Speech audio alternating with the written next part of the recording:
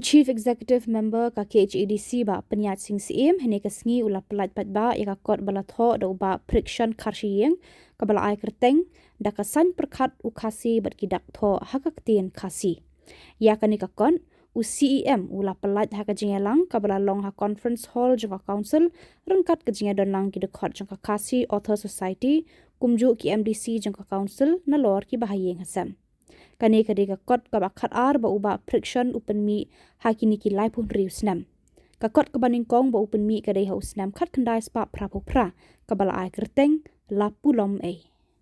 Khasi ba kidak Thoh na Ktien Khasi.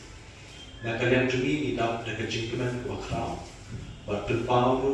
ia kajing ai kublai ba semua ia i.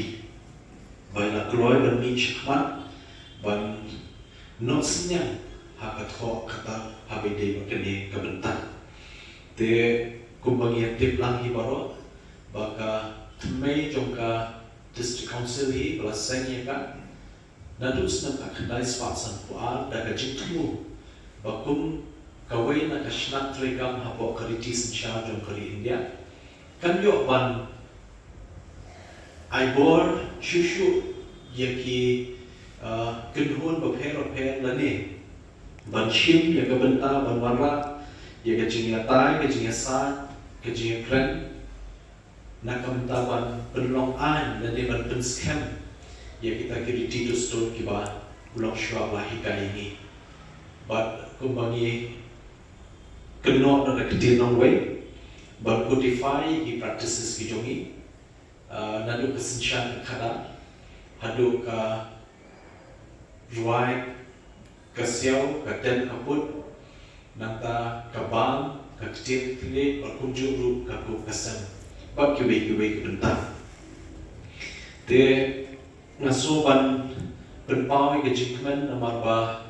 nakadang jungiru kum ka council ngila persyan hai board rodet ba kumno bangin khot shakmat yaki research scholars ki badan ye kajing angnut ban terpronglan ya kelingkon ke bakhial limba ka Thoh kata ke ba kanlong ke jingmentoi ke patai ke manwan ninget scam bakum council badai limba kini ki jingdonlang ki ba nginla ban bun ya minta ban benek sa igi kolsio di justu tengah mengenai kol kebede hamtahi tinggal ada sosial mawan banyak bentuk ye Syiem menempurung jengi Tiba iru mugrew ubaid ya kan riti ubaid iriti justru paro ina kloy ban ala Syiem cucu yang nagaba ila ya kersyang naglem dan suspanse patu kandi hawan bengi yang nekot iriyo penyiram Katu kadei yang disasal wasan yang lekot kalau Indonesia kajing berguru kalau siapa yang Arab dalam terjemah wasan yang lekot di nak kata sungai kublai gerbang yang Syiem jongi di Bah Pyniaid sing Syiem lem pada council di bahar koi